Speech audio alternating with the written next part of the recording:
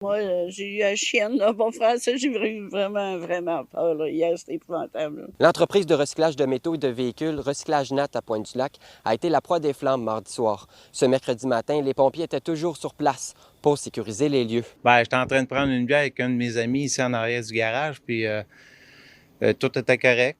Puis à un moment donné, je rentre dans la maison, je ressors 5 minutes après, puis là, il y avait un panache de boucanes. Fait que là, je suis allé voir.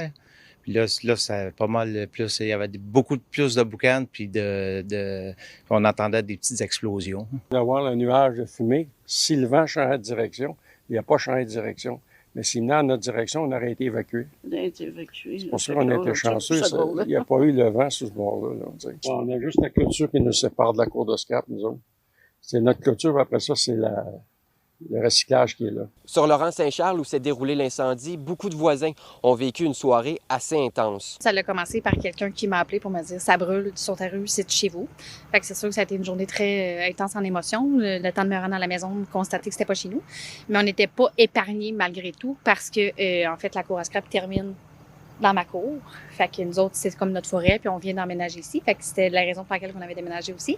Fait que ça a été une inquiétude pas mal là, jusqu'à, je te dirais, 9h30, à savoir est-ce que le feu est bien maîtrisé, est-ce que tout va être OK, est-ce qu'on est sorti du danger. Les pompiers ont été en action toute la nuit afin justement que la machinerie lourde puisse déplacer les carcasses afin d'être capable d'atteindre les foyers d'incendie qui étaient couvents là, à l'intérieur de ce amoncellement-là de véhicules. On ne connaît pas la cause, l'enquête est ouverte, donc nos enquêteurs vont travailler à découvrir ce qui a pu faire déclarer l'incendie. Cependant, il y avait des travaux qui étaient dans le secteur auparavant semblerait du début d'incendie. Actuellement, toutes les causes, il n'y a aucune cause qui est écartée.